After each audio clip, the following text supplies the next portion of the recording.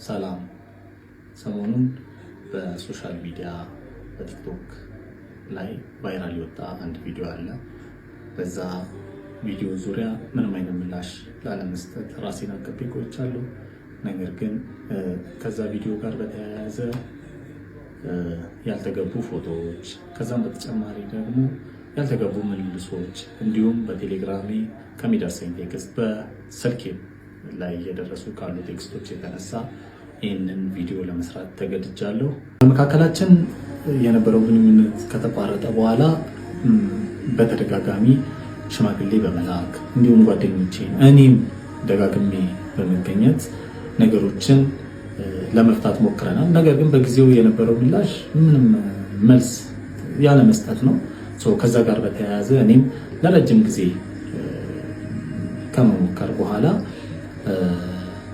በነገሩ ተስፋ ቆርጬ ነገሮችን ሁሉ ትቼ የራሴን መንገድ ይዤ ቀጥያለሁ። የተለያዩ ቪዲዮዎችን እንዲሁም ደግሞ ጌሚንግን ሁላ ጀምራ ለመስራትና ብዙ ፎሎወሮችን ለማፍራት ሞክራለች። ነገር ግን ይህ ነገር አልሳካ ስላላት ይህንን ሴንሲቲቭ የሆነ ኢሹ በማንሳትና እጅግ በጣም ከእውነት የራቀ ልቦለድ የሚመስል ታሪክ በመፍጠር ሰግጥ ፈምስ በሚለው ስትራቴጂ መሰረት እሷ ፌመስ ለመሆን እኔን መስዋዕት አድርጋ አቅርባለች። ባለ ታሪኩ አነጋጋሪ ምላሽ ሰጥቷል። የመረጃ ሌሎች እንደርሽ የማረጋችሁ እንዳትረሷል። እንግዲህ ሰሞኑን በዚህ ሶሻል ሚዲያ ላይ በጣም አነጋጋሪ የሆነው የጽዮን ግርማ ታሪክ ነበረ። በዚህ ታሪክ ውስጥ ዋነኛ ተዋናይ የሆነው እንግዲህ የቀድሞ ባለቤቷ አቶ ሚካኤል በራሱ የቲክቶክ አካውንት መጥቶ ምላሽ ሰጥቷል። ጽዮን ግርማ የተናገረችው ነገር እኔን አይወክልኝም። ልጅቷ ከዚህ በፊት በሶሻል ሚዲያ ብዙ ነገሮችን ለመስራት ስትሞክር ነበረ። ነገር ግን ሰዎች ጋር መድረስ አልቻለችም። ይህንን አነጋጋሪ ታሪክ ይዛ በመምጣት ታወቅ ነው ሰግጥ ፈምስ የሚለውን ስትራቴጂ ነው አፕ ላይ ያደረገችው ብሏል። ሰሞች እንግዲህ ሚካኤል ጽዮን ግርማ በታሪኮች ውስጥ ላቀረበቻቸው ክስ ምላሽ ሰጥቷል።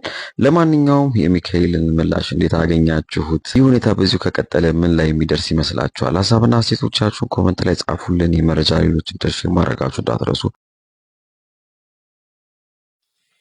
ሰላም።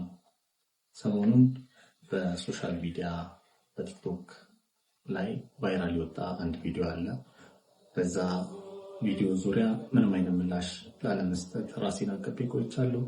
ነገር ግን ከዛ ቪዲዮ ጋር በተያያዘ ያልተገቡ ፎቶዎች፣ ከዛም በተጨማሪ ደግሞ ያልተገቡ ምልልሶች እንዲሁም በቴሌግራሜ ከሚደርሰኝ ቴክስት በስልኬ ላይ እየደረሱ ካሉ ቴክስቶች የተነሳ ይህንን ቪዲዮ ለመስራት ተገድጃለሁ። በዚህ ቪዲዮ ዙሪያ አንድም ለባለ ታሪኳ ሌላም ደግሞ ይህንን ታሪክ ይዛችሁ በሶሻል ሚዲያ ላይ እያዘዋወራችሁ ላላችሁ እና ያልተገባ ነገር እያደረጋችሁ ላላችሁ ሰዎች መልእክቴን ለማስተላለፍ ነው በዚህ ቪዲዮ የመጣሁት። በመካከላችን የነበረው ግንኙነት ከተቋረጠ ከ2 ዓመት ከ10 ወር በኋላ እንዲህ ያለ እጅግ ከእውነት የራቀ ስክሪፕትድ የሆነ ታሪክ ይዘሽ በመምጣትሽ እጅግ በጣም አዝኛለሁ። ይህ የፈጠራ ታሪክ ቢዝነስን ሰፖርት ከማድረግ ብቻ ነው ብዬ በማሰብ ነገሩን ደግሞ የበለጠ ለማካረር በማሰብ ጉዳዩን በእግዚአብሔር ፊት ትቼው የነበረ ቢሆንም ይህ ጉዳይ ግን ከዛ እየዘለለ አሁን ደግሞ የተለያዩ ፖድካስቶች ላይ እንዲሁም ደግሞ እዛው ቲክቶክ ፕላትፎርም ላይ እየቀጠለ ስለሆነ ምላሽ ለመስጠት ቪዲዮዎችን ለመስራት ተገድጃለሁ። በመካከላችን የነበረው ግንኙነት ከተቋረጠ በኋላ በተደጋጋሚ ሽማግሌ በመላክ እንዲሁም ጓደኞቼ እኔም ደጋግሜ በመገኘት ነገሮችን ለመፍታት ሞክረናል። ነገር ግን በጊዜው የነበረው ምላሽ ምንም መልስ ያለ መስጠት ነው። ከዛ ጋር በተያያዘ እኔም ለረጅም ጊዜ ከመሞከር በኋላ በነገሩ ተስፋ ቆርጬ ነገሮችን ሁሉ ትቼ የራሴን መንገድ ይዤ ቀጥያለሁ። እሷም ደግሞ አብረን እያለንም ከተለያየም በኋላም በጣም ብዙ የተለያዩ ቪዲዮዎችን በዚህ ሶሻል ሚዲያ ላይ ስትሞክር ቆይታለች።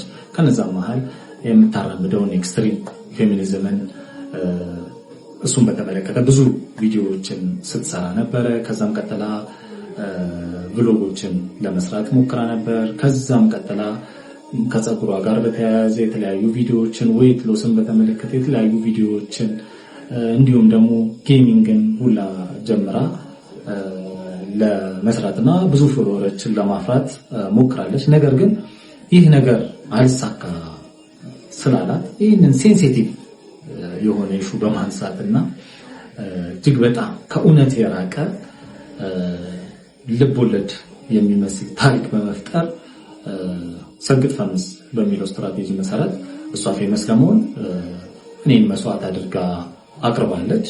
በዚህ ቪዲዮ ላይ እኔ እሷ እንዳደረገችው እሷ እንደዚህ ነች፣ አባቷ እንደዚህ ነው፣ እናቷ እንደዚህ ነች እያልኩኝ እሷ ደግሞ ቤተሰቦቿን ለማጠልጠል ሳይሆን ከነበሩ ነገሮች አንጻርና እሷም በቪዲዮ ካነሳቻቸው ነገሮች አንጻር በመነሳት ለእናንተም ሎጂካል የሆነ ጥያቄ ለመጠየቅ ነው የምፈልገው።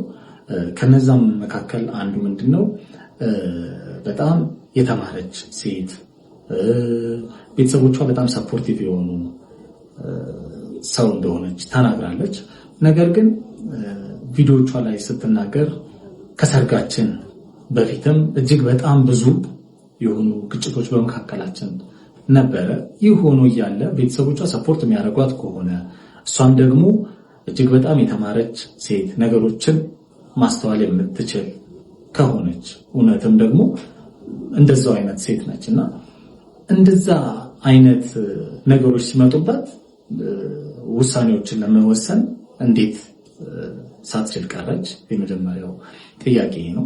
ከዚህ ጋር ደግሞ በተያያዘ እሷ ያነሳችው ሐሳብ ላይ በጣም በስፋት ሲዘዋወር የነበረው እንዴት ዲኮሩን ልትሰራ ቻለች የሚለውን ለመመለስ ያህል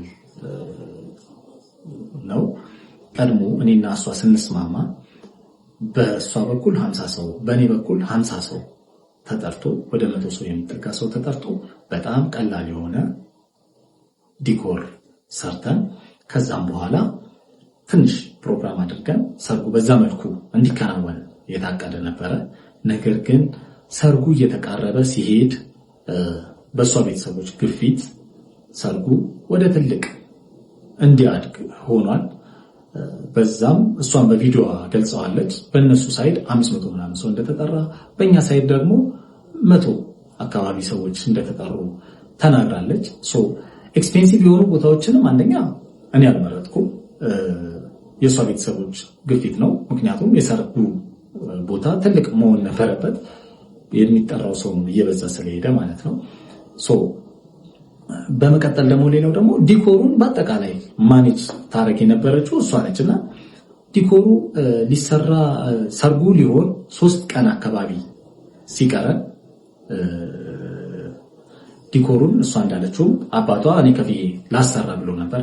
ነገር ግን እኔም እሷን ተነጋግረን ስፔሻሊ ደግሞ እሷ ነበረች ያን ነገር ዲሳይድ የምታደርገው ዲኮሩን ከዲኮር ጋር በተያያዘና ያንን ነገር አብረን በጋራ ወስነን ዲኮሩን እኛ እንደምንሰራ ተነጋግረን ልንሰራው ሞክረናል።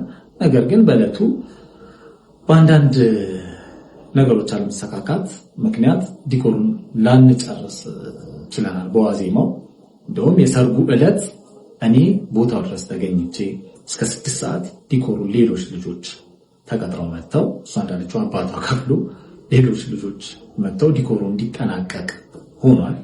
ከዚህም በተጨማሪ በገንዘብ ዙሪያ ያነሳቻቸው ኢሹዎች አሉ። በመጀመሪያ ዲኮሩን በሚመለከት ሙሉ ለሙሉ የዲኮሩን ገንዘቡን ጨምሮ ማኔጅ የምታረግ የነበረችው እሷ ነች። ገንዘቦች በጠቅላላ የሚገቡት ወደ እሷ አካውንት ነበረ። ከዛም በተጨማሪ ደግሞ የኮፊ ሾፑን ገንዘብ ማኔጅ የምታረገው እሷ ነች። የበኒፍ ደግሞ እኔ የምሰራው የራይድም ገንዘብ በእሷ በኩል ነበረ ማኔጅ የምናደርገው። ቶታሊ ገንዘቡን ኮንትሮል የምታደርገው እሷ ነበረች። ከዛም በኋላ እዛው ላይ ያነሳችው አንድ ሹ ደግሞ እንደ ትልቅ ግጭት ስልኬን እስከ መስበር ደረስኩ ያለችበት ግጭት የመጣው አንድ ቲቪ ስቴሽን ላይ የዲኮር ስራ ለመስራት በመስማማታችን ለዛ ቴሌቪዥን ስቴሽን የሚያስፈልጉ የዲኮር እቃዎችን ለመግዛት ወደ መርካቶ በምንሄድበት ጊዜ የእቁብ ገንዘብ ደርሶን ነበረ። ያንን ገንዘብ በወቅቱ ጓደኛዬ የባንክ ክፍያ ስለነበረበት ለሱ አሳልፌ ሰጥቼ ከዛም በኋላ እኔ ደግሞ ከሌላ ጓደኛዬ ገንዘብ ተበድሬ አምጥቻለሁ። ነገር ግን በዛ ጊዜ ወደ ግጭት ውስጥ የከተተን የእቁብ ገንዘቡን እያለን ለምን ወደ ሌላ ብድር ውስጥ መግባት አስፈለገ የሚል ነገር አጋጭቶን ነበር። በዛ ሰዓት ደግሞ እኔም በነበረው ግጭት መሃል በጓደኞቼ አፍንጫ አይነት ንግግሮች መጥተው ነበረ። ያ ነገር በጣም አበሳጭቷት ስልክ እስከ መስበር ምናምን ድረስ ደርሳለች በወቅቱ። እኔም ደግሞ ያ ነገር ጥፋትም ስለሆነ ይቅርታ ጠይቄ አልፏል።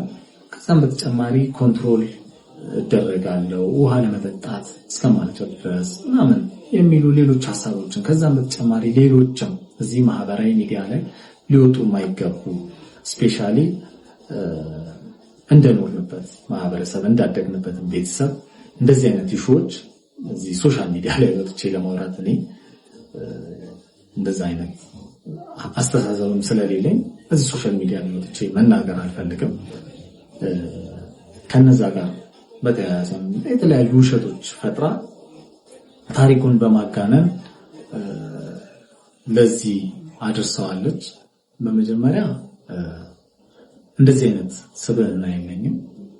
እንደው ነገሩ እሷ እንዳለችው እንደዚህ አይነት አስተሳሰብ ኖሮኝ እንኳን ቢሆን እሷ ከምትከተለው ኤክስትሪም ፌሚኒዝም አንጻር አትቢ አጠጪ እስከሚለው ድረስ ታግሳ እዚህ ደረጃ አንደርስም ነበረ።